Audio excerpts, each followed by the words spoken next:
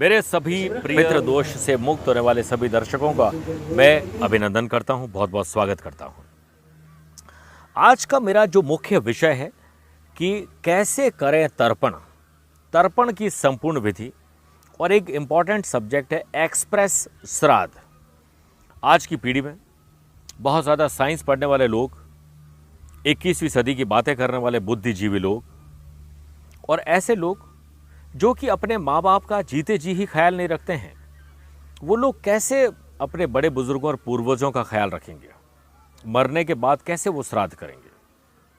उन सब के लिए आज का मेरा एपिसोड है।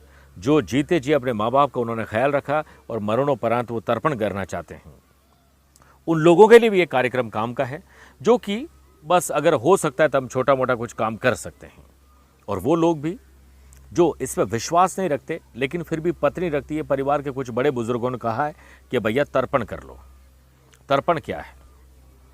देखिए, जैसे भोजन के बाद हमें पानी की ज़रूरत होती है, उससे हमें शांति मिलती है, वैसे हमारे बड़े बुजुर्ग, हमारे पितृ, उनको अगर हम तृप्त कर देते जल से, एक अंजलि भर के जल छोड़ना ही उनके लिए शांति के लिए बहुत बड़ा काम हम कर सकते हैं। तो पितरों की तृप्ति के लिए हम ब्राह्मण को भोजन कराते हैं, दान और दक्षिणा देते हैं। लेकिन जब तक तर्पण की प्रक्रिया पूर्ण न हो तब तक श्राद्ध प्रक्रिया अधूरी रहती है। आज के मेरे इस कार्यक्रम में हम आपको एक पंडित जी के द्वारा प्रैक्टिकल भी करके दिखाएंगे। भोजन के तकरीबन 40-50 मिनट के बाद जिस तरह में से हम लोगों को पानी की प्यास लगती है, उसका पिया जाना आवश्यक है, उसी प्रकार पितरों को जल पिलाने की प्रक्रिया को ही तर्पण कहते हैं। वैसे तो तर्पण के लिए हमारे राजस्थान में पुष्कर, प्रयाग, इलाहाबाद और हरिद्वार आदि तीर्थों का महत्व है।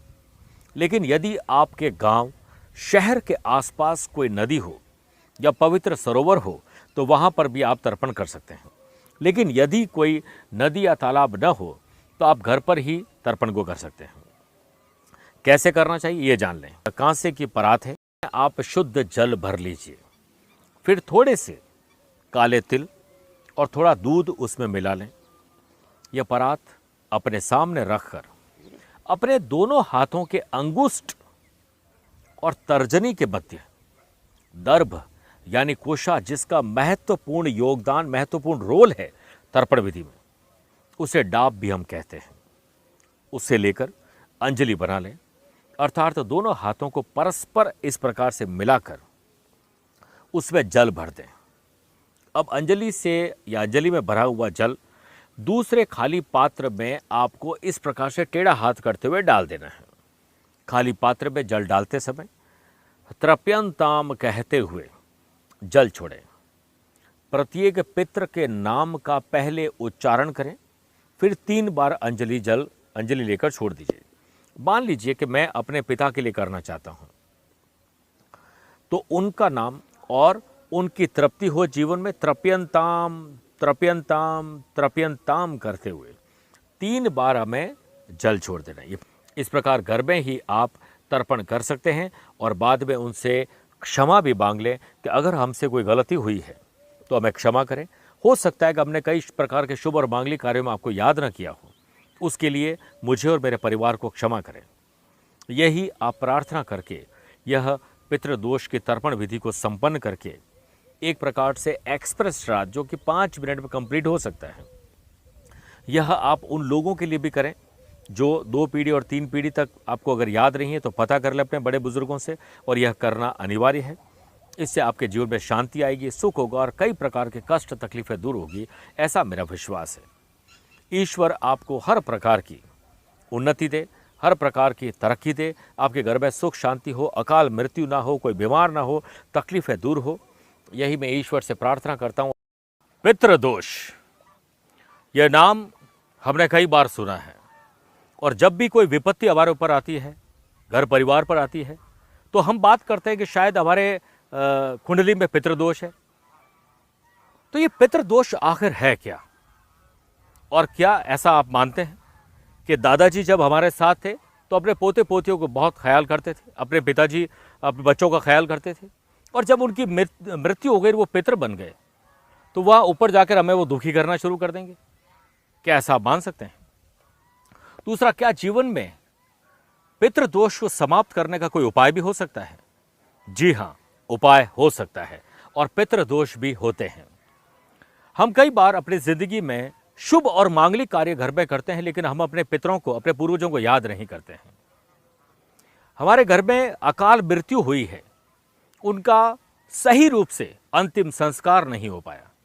पितृ अशांत है और कहीं ना कहीं वो अतृप्त है, यानी उनको जल नहीं मिला है। तो आप सभी 15 दिवसीय विशेष पितृ पक्ष में, श्राद्ध पक्ष में वो सारी जानकारी जानेंगे जो आपके लिए जानना जरूरी है। जैसे पितृदोष क्या होता है, उसका कारण और निवारण जानेंगे, कैसे कुंडली में हम जानें कि पितृदोष है, और साथ में हम अपने जीवन में आ रहे कष्टों को पितृपक्ष में कैसे दूर कर सकते हैं।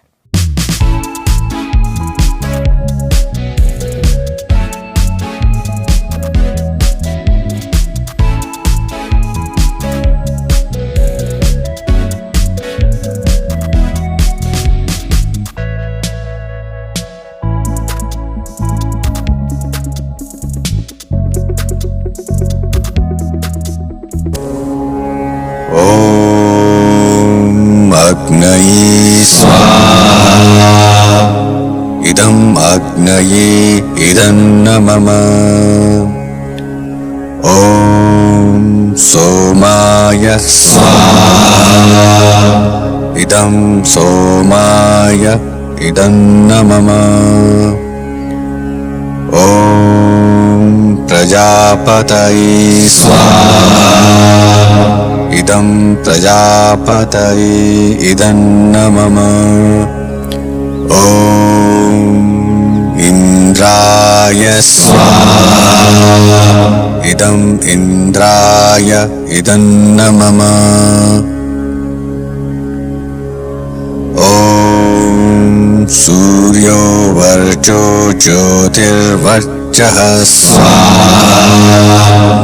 ॐ ज्योतिः सूर्यः सूर्योर्ज्योतिः स्वाहा। ॐ सजुर्देवेन सवित्रा सजुरुषसेन्द्रवत्याजुषाणः सूर्यो वेतु स्वाहा। ॐ भूरग्नये प्राणाय स्वाहा इदम् अग्नये प्राणाय इदन्न मम। ॐ भुवर्वायवे पानाय स्वाहा इदं वायवे पानाय इदन्न मम। ॐ स्वरादित्याय व्यानाय स्वाहा इदम् आदित्याय व्यानाय इदन्न मम। ॐ भूर्भुवः स्वरग्निवायवादित्येभ्यः प्राणापानव्यानेभ्यः स्वाहा इदम् अग्निवायवादित्येभ्यः प्राणापानव्यानेभ्यः इदन्न मम। ॐ आपो ज्योतिरसोऽमृतं ब्रह्म भूर्भुवः स्वरों स्वाहा। ॐ यामेधां देवगणः पितरश्चोपासते तया मामद्य मेधया अग्ने मेधाविनं कुरु स्वाहा।